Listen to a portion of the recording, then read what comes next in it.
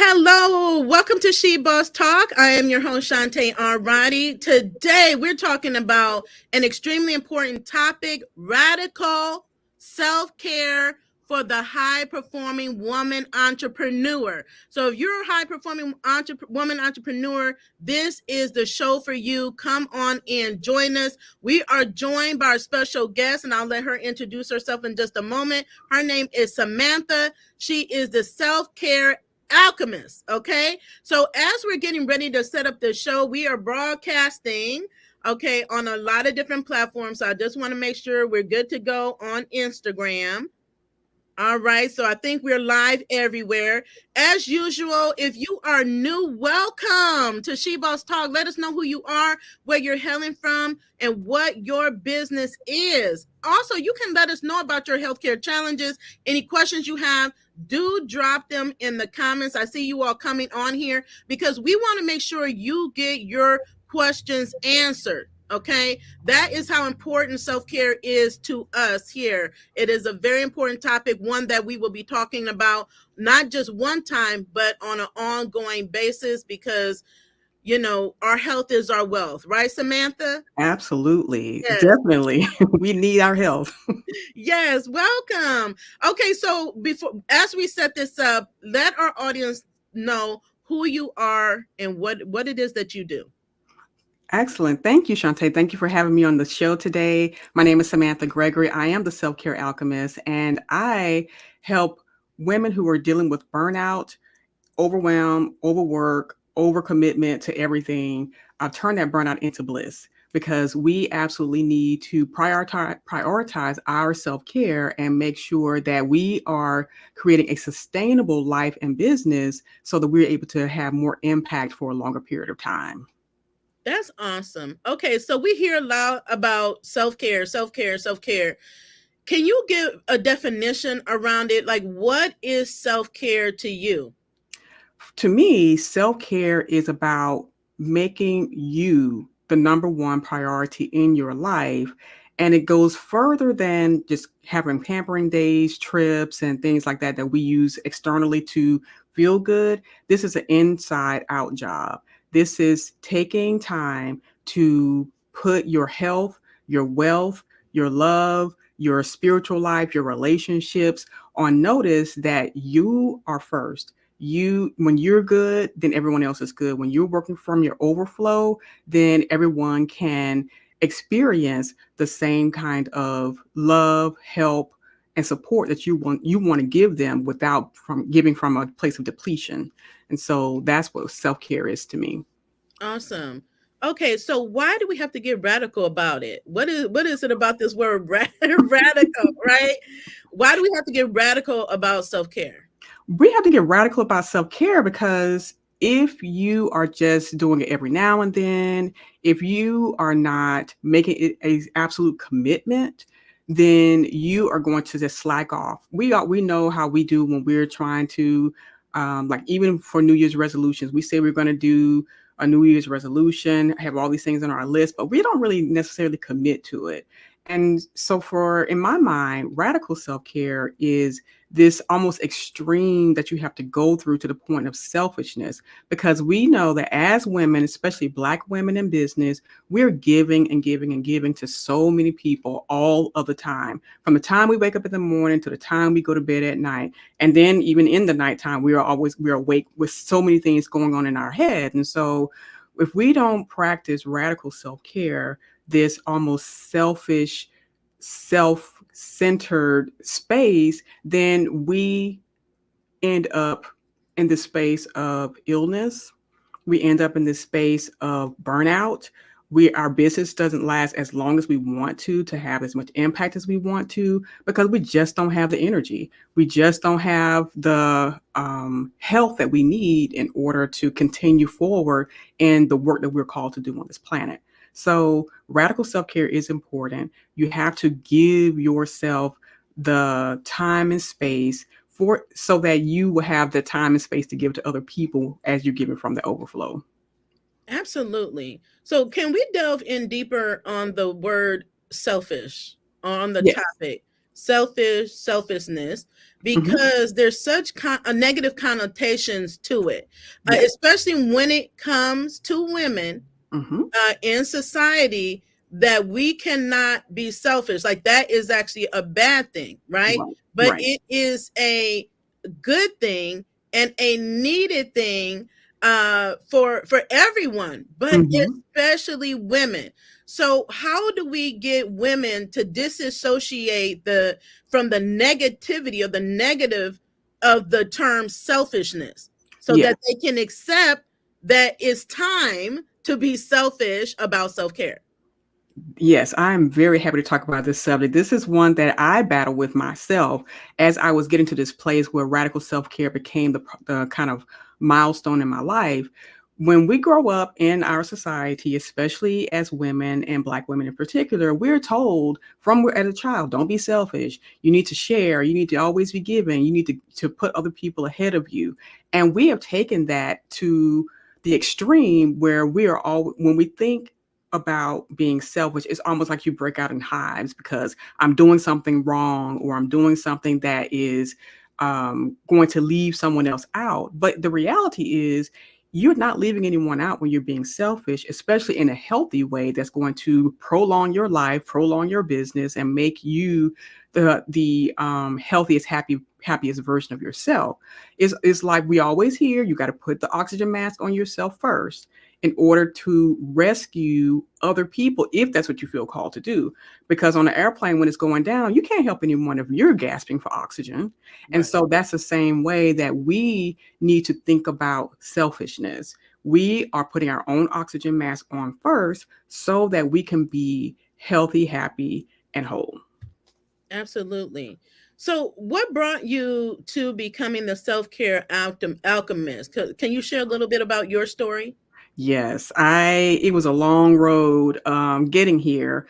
So I guess about 15 years ago, I was at a point of rock bottom, basically. I was in bankruptcy, I was burned out, I was a single mom, struggling, trying to get to the next level, trying to figure out my life. And that rock bottom space was a catalyst for me because it also threw me into a health crisis, so to the point where I was experiencing premature ovarian failure. I was going into early menopause. I was 32 years old. I was walking around having hot flashes, and my doctor was like, "Your ovaries are done.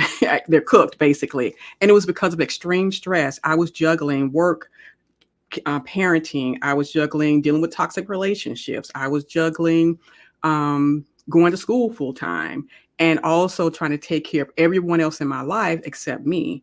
And so being in this state of complete and utter burnout to the point where my body was shutting down on me, I said, I cannot continue to do this. I must turn the focus on myself. And so I started creating, I created this first product that helped me with my health issues, for burnout and for insomnia, for hot flashes that I was having. And that drove me to think more about what self-care means to me, that it couldn't be just massages, mimosas, and getting a mani-pedi. It had to be deeper than that. There was something going on inside me, and I had to begin to restructure, deconstruct my belief system about what it means to take care of me and put myself first. So that was the beginning of this journey into becoming a self-care alchemist. And as I've gone through the years and I've learned more, I've I've noticed and I've learned that it's an inside out job. It can't come from the outside in. Um, if it does, it takes a really long time. And so from that space, I have learned to transform the burnout into bliss. And I've been sharing my message to anyone who listen, because I know that we have a tendency to run ourselves ragged, run ourselves into the ground. And it's just not a healthy space. And seen friends literally die because they have allowed burnout and doing everything for everyone else instead of themselves take over their life. Absolutely. And burnout is real. Like before we even came on here, we were talking about like burnout is like one of the top reasons why businesses fail. It's not just financials. Like you can Right. be having all the success in the world, money financially, right, in your business, but you are just so burnt out, stressed out, Mm-hmm. lack passion, and really start regretting that you're for having a business or being Right. an entrepreneur. And really quickly, I just wanted to share my story because I believe it is so important to share your story. And I told you that we had, as I was preparing for this interview, we have similar stories. And for Mm-hmm. me, you would say it was kind of my rock bottom was in 2019, and I just had given all that I can give, and I was Mm-hmm. burnt out. I tell people I had a breakdown. I mean, I lost almost everything. I actually filed bankruptcy in 2020, Mm-hmm. but it really the breakdown happened in 2019. I was given to everybody. I mean, to the point where I was neglecting my business to take care for everybody else. It was just like one thing after the other. My mom Mm-hmm. had died, then it's like everything started happening, and Shante was always the go-to person, Right. I right? So know how that is. Shante never had anybody else saying, Shante, hey, how are you doing? Like I never, no one, everybody thought I was on top. They just make Mm-hmm. these assumptions about us women when we're high performing, that they think you have everything going on, that you don't need help. I never said I don't need help, right? So this is just the assumption. Oh, you're great, you're doing good, Mm-hmm. you're rich, you're wealthy, you got it all together. And no, I didn't have it all together because I was giving everything. And so I just made up in my mind, I said I can't do this because it took a toll on my health. And Mm-hmm. so that's why it's so important that we have these conversations and equip other women with these tools, is because I don't want to see other women experiencing health crises like I did before Mm-hmm. you just decide that you're going to be selfish about self-care. Like I literally was having major health symptoms. My hair was falling out in chunks. Like I've always had long hair. It was coming out in chunks. Mm-hmm. I was having skin issues, just skin breakouts. And I was like, where are Yep. these breakouts coming from? Mm-hmm. Literally, stress will start attacking your body in Yep. ways that are really shocking. And I Mm-hmm. was like, okay, I said, well, it can't be my dog because I have a little dog. Maybe he licked me somewhere, but I'm like, I haven't even held him. It was Mm-hmm. literally, I was breaking out in hives. I was having anxiety, panic attacks, you name it, it was taking over. And then I just said, enough is enough. I can't continue on this path. And I had to let people around me know. I had the difficult conversation. Like, I just cannot do it anymore. And I'm not going to. And Right. this day forward, it's about Shante. Mm-hmm. It's about me. I have to follow my purpose. I can't do this and I'm taking care of everybody else.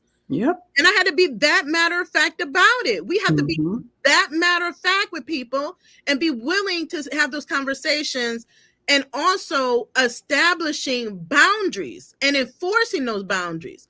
So let's segue into like talking about boundaries here, because do you agree that setting boundaries for ourselves is a part of that self-care practice that's needed? Absolutely. I have this phrase, build better boundaries, because if you're not building better boundaries around your life, and not, and the difference between a good boundary and a bad boundary, if you want to call it that, is sometimes we build walls around ourselves and we end up blocking ourselves in and keeping everyone else out. But if we create a fence where, or even just a border line on the ground where we are like, okay, people can cross, the people you decide to cross those boundary lines, or you can just keep people at a certain arm's length. You can tell people, that you're not available. The word no is such a magical word to me, because, and you can say it in so many words: not now, not today, I don't have it on my schedule, I'm not available, um I can recommend someone else. There's so many ways to say no, and to me that's like the most basic, easiest way to set a boundary. But people, again, when you grow up in a situation in families and communities and churches where you're always told you must be always giving, you always give, give, give, give. And if you don't, you're selfish, and God's not pleased, the pastor's not pleased, your parents aren't pleased. And so it's like you are set up to welcome these what I call bullies in your life, Mhm. where that violate your boundaries every single time.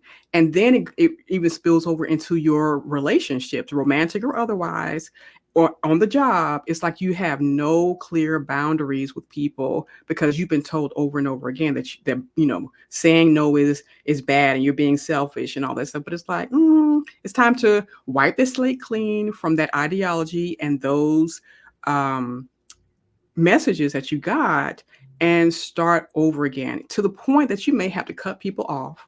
And that's a painful thing to do. No one likes doing that. However, if they are constantly walking over you, then they have to go. But you have to get the courage. You have to get the courage to even set boundaries. And you can start small. You don't have to just go out and do like I did and just kind of cut people off, because that's almost a little easy for me to do, because my self-care, my health is more important. And when I see people bringing stress into my life, I have to let them go. I got to release them. Isn't you just cannot be in my space.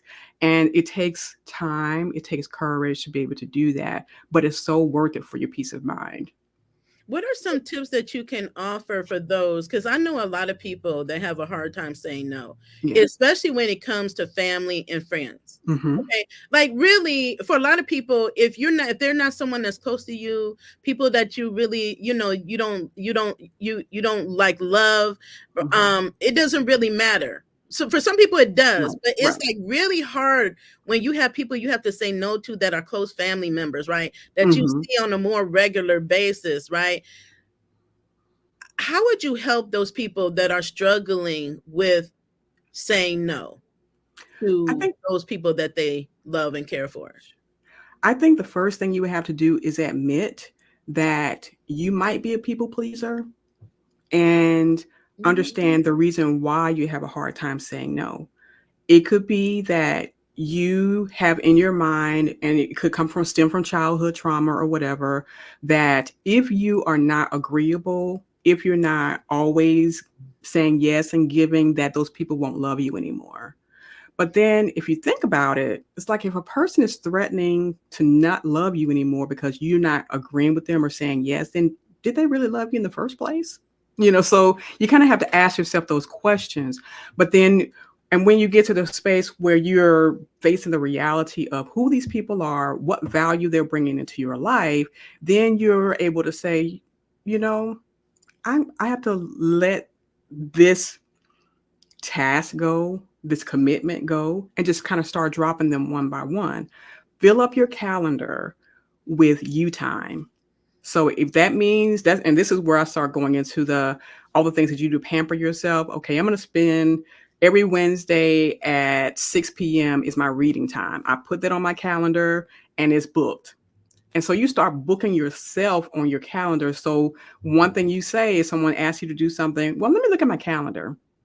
And then you start to see that the calendar is filled up with stuff that you want to do versus being wide open for other people to insert themselves into your life and your calendar and impose on you. So that's one of the main things that I tell people to do, because and that's not, I hate to say a passive aggressive kind of way, but it kind of is until you build up that muscle, because it is a muscle that you have to build in order to be able to start to say, no, that doesn't work for me. No, I'm not available. No, I can't do that anymore. And then pretty soon they will just stop asking. And then you're finally like, phew, finally, I Mhm. just didn't want to do that anymore. And then the other thing I do is say, you know what, let me think about it. I mean, you have a right to think about what they're asking, whether you want to say yes or no, or if you're available or not. And I know a lot of people, especially if you're married, they'll say, well, let me ask my spouse. But if you're not married, then it's always, for me, well, let me sleep on it. Let me Mhm. think about it and I'll get back to you. And then that gives you the opportunity to really check in with yourself and see, do I really want to do this? Is this really going to help me? Am I overextending myself again? Am I giving from a depleted place? And that overnight reasoning helps you sleep on it, get the rest that you need. And even if a person is pressuring you, then you just simply say, I can't give you an answer right now. And it's so and be okay with that, because sometimes people want to push and push and push. You say, no, I got to check the calendar and I need to really think about it. I think these are some great recommendations and great questions to ask oneself in any type of situation, right? Because you want to make sure that when you're making a decision that is coming from a thoughtful place and that you've reflected on it, so that you're not just making statements or making decisions without knowing how it's going to impact you. So I think that it should be that way for anything that we're doing, is because every decision you make does have an impact, like on you. And I do want to touch on the calendar, because I think for everyone, I know I use the calendar. It basically, I tell people when they're trying to work with me or do anything, if it's not on my calendar, it didn't happen. That's right. And when you're prioritizing yourself, especially in the beginning, but even ongoing, to make it a practice, to put things on your calendar. So you scheduling yourself in there on the calendar. So I schedule myself in there. I remember when I, maybe about 2 birthdays ago, I went in to do a full spa treatment for my birthday. And it had been years, and I said, I'm making a decision, like right now, that I will never let it be so many years before I do this. It's going to be a regular, like kind of self-care maintenance. Yes. Like, that I'm scheduling this. So it could be once a month, once a quarter. You make that decision, right? But I was like, at least once a quarter, I'm gonna be in here in the having some type of spa treatment, some type of a treatment, and I schedule it on my calendar. Another thing that I really love, and I hear people talking about it as well, is nap time. Like midday night naps, or midday sleeps or early sleeps, right? The one thing about being an entrepreneur is that we do have a lot of extra flexibility with our time. You can get up early, you can get up late, stay up, or get up late, end things late, or get up early, end things early. You could decide what it is that you're doing.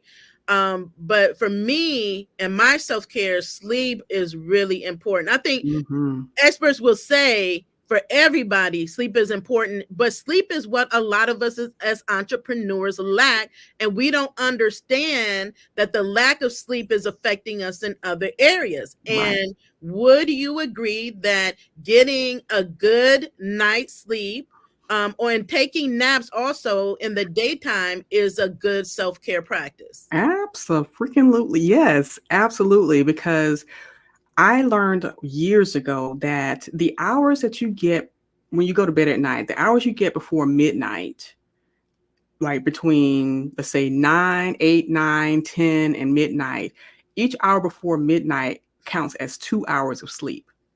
And so you're like doubling your sleep time, your rest time. So your body's able to recover, is able to heal itself properly. And of course, you just feel better because, it's like everybody remembers, a kid when they don't get sleep, they're irritable, they're throwing tantrums, they are just out of sorts. And so it's the same with us, except it manifests in a different way. So yes, absolutely. We need nap time. We need rest time. We need don't do anything time during the day so that we can recover from the stressors of the day, from busyness, from all the things that we find ourselves caught up in as entrepreneurs. And it's absolutely necessary for us. Absolutely. Someone was just talking the other day, and they were saying they're taking a nap and they're finding like it wasn't not that it wasn't helpful, but they felt like they weren't fully rested. And then someone had said that maybe the nap is lasting a little bit too long. Yeah. Because a nap is not full sleep. Right. Right. So, and then it was like an aha moment for her, right? There's a difference between taking like a short nap Right. and then And actually a deeper sleep, right? right. I think you need both. You need Mhm. both. But even just taking that time out to say, okay, 30 minutes out of this day, I'm not going to focus on work. I'm going to just Mhm. rest or read a Right. book or listen to some music or whatever. Mhm. Also, for me, being intentional about eating regularly. Um, Right. and on a schedule, because I don't know about you all, but I know myself and a lot of my peers, you can get so tied up. I'm on the laptop right now, and by the time I look up, I sat down here at 9 a.m. I looked up Mhm. and it's like 5 p.m. Right. And I'm like, okay, where did the day go? And Mhm. I haven't even gotten anything to eat. Right. Like I know, like I need to eat. I need to drink my water that's over here. I have my half-gallon water over here, and I need to take my meds and my vitamins. So Mhm. that's another thing I put on the schedule, or I set up systems for myself to make sure that I'm getting these things. I'm filling Right. up my water bottle, so I have it right here in front of me. Is right here, Mhm. so I'm going to keep seeing it. But I love water. It may be different for Yeah. somebody that don't love Yeah. water. I don't understand that, but I love my water. Okay, but Yes. it's harder for me for my meds because I'm not a meds taker. If I don't have to Mm. take them and I Mhm. get lax, when I got lax, that actually something happened to me. I developed a hypertensive crisis. Okay. Yeah. And Mhm. that is not something you want because again, stress is a silent killer. Okay. Yep. And your blood pressure, before you know, you can have a stroke or anything else. And that was Mhm. really scary. That scared me back until like I have to be intentional about taking my meds and checking my blood pressure. So I went. So when you commit, then you when you decide that you're going to committing your mind to self-care, that means that you have made it a top priority in your life Right. to take the necessary actions, right? Mhm. I think Absolutely. that's how you know if you're committed or not. If you made it a priority and you're taking actions on it. So I Mhm. said, I need me a blood pressure kit. So I Yep. got me a blood pressure kit so I can, on a daily basis, check my blood pressure. Mhm. So we Mhm. have to be action oriented and hold ourselves accountable to do these things that are going to keep us in a healthy place. And Absolutely. again, for me, I don't want you all to be scared into it because now you're dealing with a health crisis, Mhm. right? And that was very scary. So I want us to just be doing the things that are necessary to take care of ourselves so that we are healthy. We are in a good place so that we can care for Mhm. others, right? Absolutely. That's the Yeah. most important thing. So these are some really good practices that I think people can take. And so what do you say about self-care as far as incorporating healthy eating into the practice? Yes. So I'm a big proponent of healthy eating, clean eating, and making sure that what you're eating is not just healthy but delicious. Is even fun to make if you need to have some type of routine around your meal times. Having it somewhere else, like outside, like have a patio out back. And during the spring and summer, it's amazing to eat outside. I keep snacks at my desk. I love healthy snacks. So I'll do a trail mix. Of course, I have my water. And I make sure that I am trying to be as regular with my eating as I can be. I practice intermittent fasting. Me So too. yeah. So eating in the morning, I may end up doing like a late morning or very early afternoon. And I also try to make sure I'm getting more protein, a little bit of carbs, but protein so that I'm not sluggish for the rest of the day, so that I can be alert and be ready to get what I need and have the energy. And then in the evening, I try to eat before, I try not to eat too late, like before 7 if possible. Sometimes I miss, but I give myself grace. And I think that's another part of self-care is how much grace are you able to give yourself when you are establishing rituals and routines around your self-care.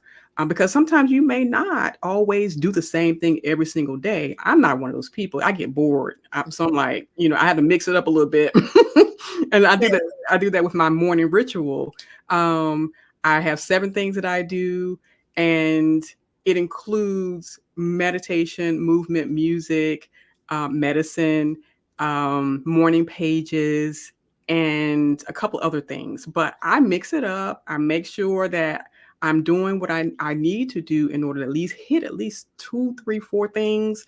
But knowing that this is a great start to my day, and then I eat my breakfast if I want to. And if I don't, I'll just eat some fruit, drink my water, and then I go forward with the day. But I know that I've got a great start, which makes me mentally feel great, emotionally feel great, and physically feel great. And so I feel that I put myself first. And then I'm able to give from a place of joy, overflow, and abundance. And it just feels great for the rest of the day. That's awesome. One of our viewers is saying she loves nap time. She feels it's so refreshing. But Mm-hmm. on the other end, another one of our viewers said, "I can't nap." She's tried it over the years, but she's changed her bedtime to 10 p.m. and she Mm-hmm. found that it's helped her get better rest. And Yes. like one of the things I do too, which is good, like health wise, like for eating and also sleep, is I try to not eat after 7 or 7:30. Mm-hmm. Not close to bedtime, because you'll be amazed at how, especially anything heavy. Maybe you Mm-hmm. have a light snack, but if you eat something heavy right before you try to go to bed, it's going to affect your sleep. Yes. Um, Yes, it and will. then with sleep too, don't want to forget this, because I have this conversation all the time about the negative impacts of cell phones and mobile Mm-hmm. devices. They're smart, right? So let me put it here. We have these Mm-hmm. smartphones, we pay a lot of money for them, but we really don't use them for their smart capability to help make our lives better and more Mm-hmm. productive. And they can help us with self-care. They can help us with our eating. They can help us with our Yes. sleep. But one thing that I find that a lot of people struggle with is putting these things down and Right. not being a slave to this thing, Mm-hmm. right? Which is a Yep. mobile device. Can you speak on how cell phones and mobile devices can impact our self-care? Yes. This is one of my favorite topics because when it's almost like I don't know if most people have heard of Pavlov's dog.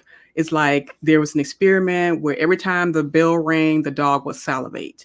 And so it's like we've gotten to that point where every time we hear a ding, every time we hear a ping, every time we hear some notification going off, it's like we just salivate and we have to see. It's like a dopamine hit. And there's nothing wrong with the dopamine hit. However, if it's taking over your entire life and you're constantly on your phone, constantly looking to see what's going on, then that's an issue. That's a problem. It affects your mental health. And because you're always looking to see what's happening, what's going on. If you have news, it's always pinging. If you have social media, that's always pinging. And you're getting caught up in all these different dramas because it is drama, real life drama. And so your mental health began to be affected. And then you start comparing yourself. You start wishing that you had this or that. You start buying things you really don't even need. You don't take time to check in with yourself and really see how you're doing. And so what I've done is I just cut off all pinging noises, any notifications on my phone. I don't want to hear it. Emails, I don't want to know. And that's me taking control of what I decide to view, what I decide to pay attention to, which empowers me to then not have this salivating dopamine addiction with my cell phone. At night, it goes on do not disturb at a certain time automatically. At 9:15, my phone goes to sleep, and it's like if anything happens after that, I'm sorry. I have emergency numbers that can come through, but outside of that, no, ma'am. I am not trying to be caught up in any drama, whether it comes to social media or news or even email. I check it when I'm ready, and I think that that's a great way to empower yourself for self-care, making that decision that I'm not going to have all these notifications going off all the time. It's just ridiculous. So that's what I Yeah. had to do. And we just talked about this, right? Like I said, Mhm. every time I'm recording or going live, there's all these dings. Everybody wants to call and ping and do. Right.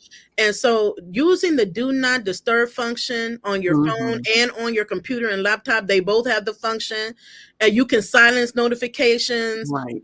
So those are great thing for self-care and to help you be more productive. Now, Yes. I remember when it was very difficult for me. Like, I don't like to, I don't want to be responding to emails. Okay. Mm-hmm. But you have to do it. But I got other people, I hired people to help me with my emails because emails were stressing me out. And Mm-hmm. that's not where my zone of genius is. I'd rather hire someone else to focus on emails. Mm-hmm. But what I found with the emails, I felt like I had to respond like to every Right. single email all throughout the day. You don't. My Mm-mm. policy, so we have a policy, right, that we respond within 48 hours. And Uh-huh. we try not to go over 24 hours, but Sure. this is communicated, everybody knows. Mm-hmm. So I don't need to feel like it's a hurry for me to be checking it every minute, every hour to see what email and be responding to it. That I have part. a full 24 hours or 48 hours to respond to the email. And I Mm-hmm. say this because I know a lot of entrepreneurs struggle with this, right? Yeah. That, oh Mm-hmm. my God, I have to respond to this email. When you're doing that, you are less productive. And Mm-hmm. I found that I was less productive throughout the day. And I'm like, why am I spending my time on these emails? I really Right. don't have to. It's not urgent, It's right? not.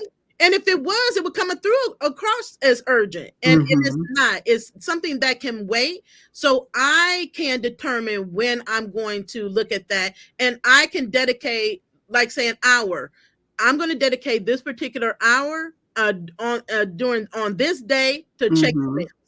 Yes. Anytime outside of that, I'm focused on other things. And so that's why it's important to use your calendar and have a schedule so Mm-hmm. that you can be more productive. And for me, being productive is important for my self-care Sure. because I can get stressed out quickly. Mm-hmm. So, and negative stress impacts my health. I Mm-hmm. have to constantly check myself and my stress levels to try to keep it at a good level. And Yes. so I'm always thinking that too with practices and processes and systems as how can I make my life more stress free? Mm-hmm. What's my level of stress? So if I know that emails is a stressor for me, I have to say, okay, I need to invest in someone else to manage this that can do that and allow me to focus on other things. And Right. so I think that as is helpful for me, maybe that can be helpful for someone else that is dealing with those same issues because I know many are. Absolutely. One of my favorite features on, 'cause I use Gmail a lot. My favorite feature is the snooze button. Yes. So I will snooze until I'm ready to think about it, to go through it or whatever. And that's only if I feel like I want to Mhm. to respond to the email. But yeah, that's one of my favorite features. And I just say utilize it because like you said, everything is not urgent. You can get to it when you get to it and it'll be okay. Now, like you said, if there's a deadline, if there's something that's truly urgent, then you could take a look at it. And even then, you don't necessarily want to be reactive. You want to be responsive and in a timely manner so that you get whatever needs to be done. Absolutely. Now, what are some self-care misconceptions that you found that many high performing women entrepreneurs have? I think that many high performing women entrepreneurs have around self care is they think it's only physical, but it's more than that. It is relationship self care, it's financial self care, it's spiritual self care, emotional self care. There's so many facets to self care than just physical. But even though because physically it does manifest a little bit more, Mhm. but when you're in relationships with people, you have to practice self care because again, like we talked earlier, sometimes you may find yourself in toxic relationships and in order to get back to yourself because we lose ourselves in relationships, whether it's romantic, whether it's frenemies, because sometimes we have relationship with friends and it's really a frenemy relationship and that stresses you out. Relationship with parents, children, sometimes family members, co-workers, partners, all of those requires self-care. It requires taking a step back and really deciding who's more important here, me or them. And it's okay if other people look at it as, oh, you're just being selfish, you should be taking care of everybody else, blah, blah, blah. No, mm-mm. If I'm laid up somewhere because I've allowed stress to impact me in this way because of a relationship, well, that relationship has to go, or it has to be pulled back. And we have this circle of influence that around us, and there's layers of influence. And so the people who are closest to us are the ones who should give us the less stress. It should be of Yes. joy to be around those people.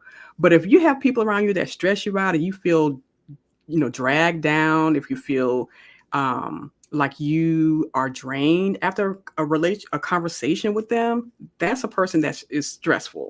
You need to push them a little back out of your zone of relationships, your circle of influence. And then the same thing when it comes to your finances. How are you practicing financial self-care? Is money stressing you out?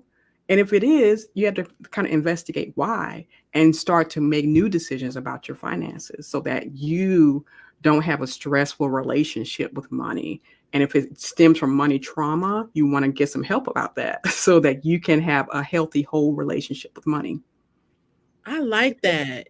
It's not just physical. Like No. there's all of these different aspects of self-care Hmm. that we need to really take a deep dive into, right? Absolutely. I love Absolutely. that. And Yeah. all of them make sense. And I've definitely um, tackled all of the above, right? Hmm. Like Yes. even the financial, right, Hmm. aspects of self-care. I love that. Yeah. One thing I didn't want to forget to kind of touch on, because we talked about stresses and burnout. What are some things, some signs that one would look for? Because sometimes people burn out and don't know they even burnt out, right? They don't even know. So Yeah. what are some signs to look out for to be able to say, hey, look, I think I might be burnt out, or I may be Mhm. overstressed? Yeah.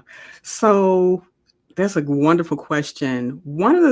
Some of the main signs of burnout that you may not recognize, a big thing is mental fog. If you just can't concentrate, if you sit down to do something and it's like your brain just completely zones out, zaps out, and you just like, what was I doing? And it's a consistent thing. It recurs. It's like, okay. And then you just get up and walk away. You don't really get things done. That's a sign of burnout. Another sign of burnout is you're always catching colds, or you're always physically you have some illness that you can't just kind of get rid of. It may be headaches. It may be, like I said, a cold. It may be some other physical manifestation that's going on with you, even though you're otherwise healthy. But you're finding that you just cannot shake a cold. You always have this nagging headache. There's always an ache, a backache. Sometimes a backache can be a sign of burnout. And you have to really decide, after you've gone to the doctor and they've ruled out everything, it might be just psychological, and the burnout is really getting to you. Um, you don't want to do anything. At depression, that's a sign of burnout as well. You just don't have the get up and go anymore. They say you're get up and go, got up and went, and you're just still sitting there like, I don't want to do anything. I don't want to go anywhere. I don't want to be involved. I don't want to talk to anyone. You're burned out. And it just feels like you just can never get a handle on life. And it feels like you're always spinning your wheels, but you're not getting much done. Um, and you may also go into workaholism as well. So that could be the opposite effect. You just always feel like you have to be doing something, you have to be involved in something. You just go, go, go, go, go. And you're just draining yourself. And like you mentioned earlier, you may have panic attacks. You may have other symptoms of stress that you may just seem like, oh, well, you become so used to these symptoms, you just think it's normal, but it's not really normal. And Right. oftentimes people don't have never been in a state of calm, peace, joy, and enjoying life, because they have just been in this cycle of just always going and spinning their wheels because they feel like that's the only way to feel like they have some value in the world. That's so good. Like I've experienced a couple of those, like definitely the depression. Hmm. I also experienced one that you didn't mention here, which is agitation. Oh, yes. Irritability. Yes. Irritability, right? That I'm like, okay, I can feel when I'm more irritable, like in how I respond. It affects and so I'm because I pay attention to myself. Hmm. I can see these things when they're happen, and I don't like to be irritable. And I really am concerned or conscious about how I communicate with people and how my communication with them is received. So Hmm. I could tell like when I'm getting like agitated. Yeah. Snappy, it Yeah, feels more kind of out of snappy than character. I would usually be, and I have to come back in the pot. And I'm like, okay, Shante, this is it. Yeah. Another one that you mentioned, I think it was the first one, was with like brain fog or just checking Hmm. out, like Yeah. just not being focused. It's just Hmm. like what is going on here? Like I really need to get this together. So once someone, okay, people are listening here and they're probably like, oh my goodness, I think I may be at the point I'm burnt out. Hmm. What action should they take? What should they be doing? Wow. There's several things that you can do. You want to give yourself permission. I think that's the first thing. Give yourself permission to just stop for a minute. Get some rest. Allow yourself to relax. And that feels hard, especially when you're in this kind of go mode. But if you're not in the go mode and you're kind of at this brain fog, I don't want to do anything space. Um, you want to just, for me, I took leave.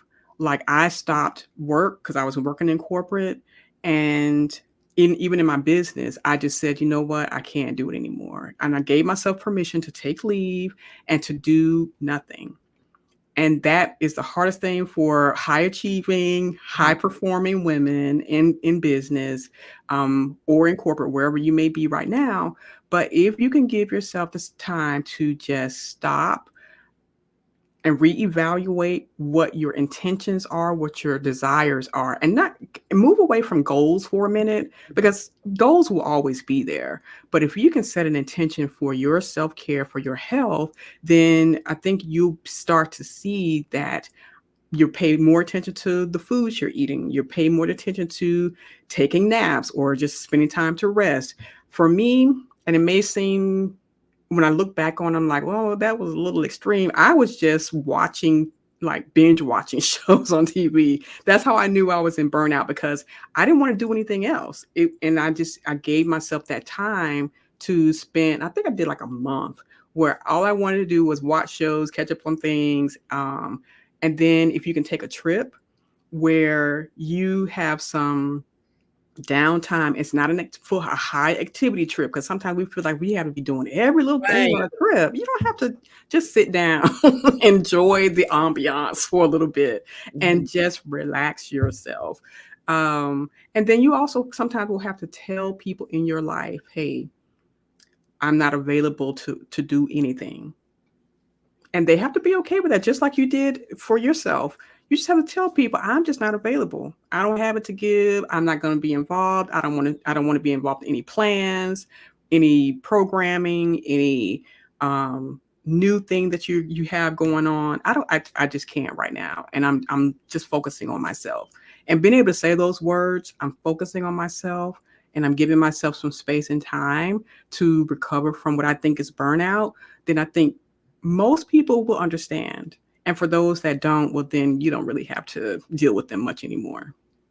I love that. And I love the part about not having to have high activity every time you take a trip, Yeah. because that's one thing I've heard a lot of women talk about, because we go to these different events and the different things like that, or you're just taking a vacation, you feel like it has to be full of all of these activities, Right. and it really doesn't have to. So I just wanted, since we're talking about that, I just wanted to bring up like this past weekend Hmm. had to have been so I'm like on a continuous celebrating my birthday thing, and I took a trip to Detroit, an Hmm. overnight trip on the weekend with my youngest brother and his son, which is my nephew. Hmm. And it's not like we did a whole lot. We went, we had great food, we was in a great hotel, we went and got in a jacuzzi. My nephew had this little thing from the Dollar dollar store where he shoot you with the water. He was shooting me. Mhm. And I was just like, I had the most fun that I've had in a long time. Yeah. And I think a part of it was having a young person there. Mhm. Um, we weren't just doing anything over the top. I wasn't focused on work and other people, and he was just shooting me with this thing, and he would got me agitated, but I was like having fun too. Yeah. And then he was just belly laugh rolling. Like, when was the Mm. last time you like belly laugh Right. roll? Like literally falling off on the floor. You're laughing so hard and you're crying. Like, I love that. I think we Mhm. need more of that. And I think it just brought out like my youthful side. These are things that oftentimes we miss that we need to incorporate into our lives. Like, we just work so much. Like, Yes. we need to have some balance and have some playtime. Mhm. And that's what it just brought back to me, is like, this is my opportunity just to be free and just have a little bit of fun. Yes. That's that one day trip. It wasn't a week. It was just an overnight trip. We came back. We had great conversation. Mhm. Just have, Mhm. for me, it's really helpful to have someone I can have a great conversation with. Absolutely. So Yes. can you tell us how important it is? Because I don't have it. And I know a lot of us that are high achieving. It is not a lot of people, especially entrepreneurs, do not have a lot of people they can talk to. Because the Mhm. simple fact that a lot of people don't even relate to us as entrepreneurs. They don't get it. Right. Right. And a lot of times people Absolutely. are discouraging in their conversation. Oh, that's what Mhm. you thinking. Who you think you are to do this and that? Mhm. You can't Yep. do that. Like, who That's told right. you? Like, who do you think you are? And so that's discouraging. That can be Mhm. stressful. So Oh, who yeah. you surround yourself with, who your circle, your a community, your Mhm. tribe, and having an outlet of people that you can talk to Yeah. is so important. So can you just talk about a little bit before, as we wrap up, about having someone to talk to, whether it's a Mhm. circle, whether it's a mentor, counselor, therapist, to talk to when it comes to self-care? Oh, absolutely. I spend a lot of time like you, not having anyone to talk to about my goals, my dreams, my aspirations as an entrepreneur. And I was like deeply like intentional about finding people because I didn't realize how much I needed to connect with someone who understood. And so I got therapy. So I did talk to a therapist about a lot of things that was going on in my life. That was like one of the first things I did. But the other thing I do is I have an accountability group and of like-minded women who understand what we're going through in this up and down of being an entrepreneur. And that has made such a difference in my life to have that sense of belonging, to have that sense that this person really understands what I'm talking about, and to have a like for me it's a sisterhood where these people get it. They are not haters, they are not discouraging, they are people who cheer me on and make me feel like I'm on the right track and I'm not losing my mind because because I'm ambitious, because I want to do this thing in life. So yes, absolutely connecting with people, and you may find them in a networking type of event. I found my accountability group. I think it was during at the tail end of the pandemic, in a course community that I was a part of. And so that's how I found my people. And so I'm just always keeping my eyes open for opportunities to connect with people who I feel are like-minded. And you really have to be like-minded. And even in business, you may find people who they have different ideology. They may have different concepts. You may have people who are like hustle and grind. And we got to be go, go, go, go, go. Well, that's not me. I'm not that. I'm like, look, I've been there, I've done that. That doesn't work. It's stressful. And as part of my self-care, I can't be a part of those type of communities. So I'm very selective about the people that I'm actually connecting with. And I have conversations, I observe, and I check in and I see, is this good for me? Are these people that I really want to connect with? And even with my accountability group, we're like very selective because we're like, we can't have all kind of different energies in that space because it will throw things off and we won't feel like we can truly be authentic in our expression. So definitely find someone that meshes with you. That is so good. That is so good. And I tell people all the time, because people say, well, I don't have anyone locally. I don't have family. I don't have friends. I'm going to tell you, most of my supporters and champions, accountability partners, mentors, I connected with online. That part. Yep. Online. Mm-hmm. And so many I've have met over the years due to my traveling, because every time I travel, I always want to meet the people that I have met online that have helped me to get where I am. 10 Mm-hmm. years of being a full-time business owner is not easy. And Right. I cannot do it alone. We cannot do this alone. I think Right. it's first recognizing, right, Mm-hmm. that we can't do it alone. No successful person, no millionaire, no billionaire has Mm-hmm. ever completed their journey Right. with just by themselves. Everybody needs somebody. We are Mm-hmm. human beings first, That part. right? You're a Mm-hmm. human. With life be lifing, and on top of that, business be doing what it be doing. Yeah, exactly. Right. So to get through all of these things that we get through, we need other people, but we need to Mm-hmm. surround ourselves with the right people. The right The people. right people, people that are properly aligned. And I'm telling you, they are out there. They Mm-hmm. are out there. We are here. You're Yeah, part of the community right here with She exactly. Boss Talk. There are people that love you and care for you and believe in you. It's a matter of you believing in yourself, right? Mm-hmm. Enough to take care of yourself, to put yourself first, to love yourself. And I see that too much in business, especially with women, that too many women, we're out here, but we don't really believe in ourselves. Right. We don't love ourselves. We be beaten up so much. We give to everybody else, Mm-hmm. but we don't focus on ourselves enough to really love ourselves, be selfish enough to care for ourselves so that we could show up better in the world, right? And Absolutely. give and be more impactful in the world. So Mm-hmm. you need people, you need to collaborate, be collaborative, right? We have so Yeah. many challenges, but we can overcome these challenges if we do it together. Mm-hmm. That's why we're here. That's why I bring on people like Samantha, this is her zone of genius, and she's been through it. So Yes.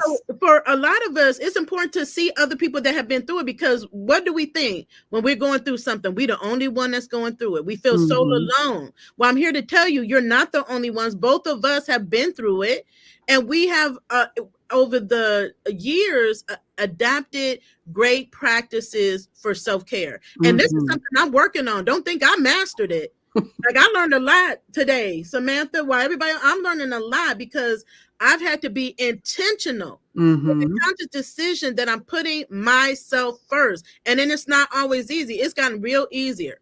But years ago, it was very difficult to say no to people. You're You right. feel guilty. And Mm-hmm. I still feel guilt sometimes. But I care about myself more. I care about my health more, that I'm going to tell you no and just live with Mm-hmm. the consequence. And I tell them, right? If you don't want to be my friend, if you don't like me anymore, there's nothing, I don't have control over that, right? I Right. can find some new friends, and I Mm-hmm. do well by myself, but we all need to be connected to somebody. Get the Absolutely. therapy you need to get, seek out the counselor. If you need references, recommendations, we always are here to help. Right? We are always here to help. So Samantha, and we would never come on and bring you this show without bringing you some help and resources. So Samantha, as we close out, can you tell them, share with them about your book and the program that you have, so that women out there, you high performing entrepreneurs, if you need help with putting yourself first, with the self-love and self-care, Samantha can help you. Tell them. Yes. So I wrote the book, No More Crumbs, How to Stop Dating and Mating for Crumbs and Get the Cake You Deserve in 10 Crucial Steps. And even though this is talking about relationships and dating, it also covers how to recover from toxic relationships and how to start to love yourself, because I think that is the key component of self-love, of self-care, is self-love. And if you don't know how to do that yet, then now is the time to start learning, because it is going to take you much further than any ambition that you have, any aspirations that you have, is self-love. And then the other thing I want to share with you is that I have a support system for you that I give you in order to become a self-care alchemist, because we're all self-care alchemists if we set the intention of becoming that. We can all transform our burnout into bliss. And I take you through the step-by-step through a 90-minute intensive that you can tap into so that you can start creating your radical self-care plan. You can learn about the blocks that you have that's causing the burnout, and so that you can move into this space of burnout into bliss. And so if you want to tap into that radical self-care 90-minute intensive, then we're going to have the link for you in the description so that you can go and you can click on it and you can schedule your time, your 90 minutes with me, so we can kind of quantum leap you from burnout into bliss. Awesome. Awesome. And how else can people connect with you? Sure, you can connect with me at samanthagregory.com. That is like the hub of everything that I do. I also run what's called the Blyssful Life on YouTube, so you can look that up. I love sharing videos like this, self-care videos, for not just the physical, but for the emotional, the spiritual, the relationship, all the areas that you need to up your self-care game. We can do that on YouTube. I'm also on Facebook, Samantha Gregory, Instagram, Samantha Gregory, and on TikTok, Miss Samantha Gregory, MS Samantha Gregory. And I'd love to connect with you. Thank you. And I know they're already saying they want to connect with you. They love the topic. And one of our viewers are saying we don't speak on this topic enough. So just know, audience, this will not be the last time we'll be having this conversation, okay? Because we need more of this. We need to keep it at the top of our priority list. We have another person saying that they needed this. One person saying, oh my goodness, I'm coming on at the last minute. I love it. Know that as we close out this live, you can come back for the replay. Put hashtag replay. Let us know, what key takeaway that you've had from watching. We do ask that you share out this broadcast. Tag a girlfriend. Tag another high-performing woman entrepreneur that you know needs to see this video, that it can help her. This is only going to help us be more successful in life and in business, and be able to take care of our families and all of and our extended families, because that's what we do, right? It's only going to help us put ourselves in a better position to do that if we are focusing on our own self-care. So sharing is caring. Share this out. If you're enjoying our content, I invite you again, show us some love, hit the like button, make a comment so more people see this, and then subscribe. Follow us on where you're viewing this. If you're on YouTube, subscribe. We're also broadcasting to our Facebook family, LinkedIn, Instagram. So show us some love so that we can provide more content like this to our audience. And we thank you so much for tuning in. And if you would like to be a guest, visit us at www.shebosstalk.com. If you're a thought leader, if you're making an impact in the world as a woman entrepreneur, we want to hear from you, and we want to share your gift with our audience. So definitely sign up to become a guest, and we will see you when we're again live again next week. Have a wonderful day, and as always, continue to be the boss with amplified impact. See you later. See you.